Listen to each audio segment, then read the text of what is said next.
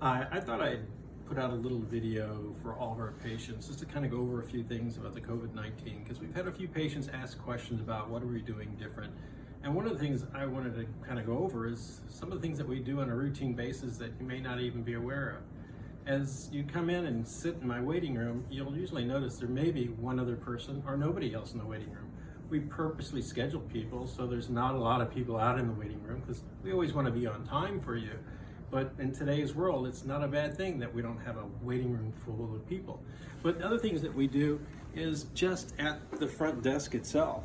At the front desk itself, there's always been the hand gel so you can wash your hands after you've done work with paperwork and stuff, or read the magazines, or had a cup of coffee.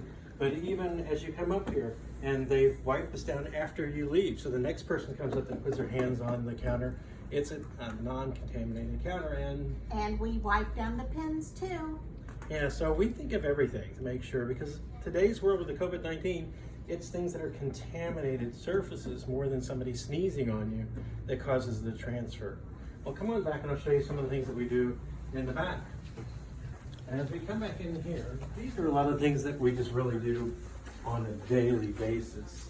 After every patient that's going, one of the things is everything that we touch generally has disposable barriers on it. So these are taken off and thrown away if they're contaminated. And even the chairs that you sit in, they are completely wiped down from the top all the way down to where your feet are. Okay, even though you don't touch there, we decontaminated everything. So all the working surfaces are broken down and cleaned. Now are we doing anything different? We are doing one new thing. We're checking everyone's temperature just to check for a fever.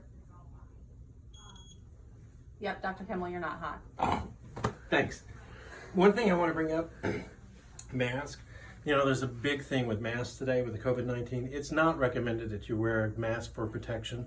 If you are sneezing, or if you have just even the regular flu, it's a good idea to wear the mask because you're going to decrease the aerosols. But if you're not sick, don't wear the mask, because one of the things that we find is you have about a 16 times increase of touching your face when you have a mask, just because you're adjusting it and moving it around.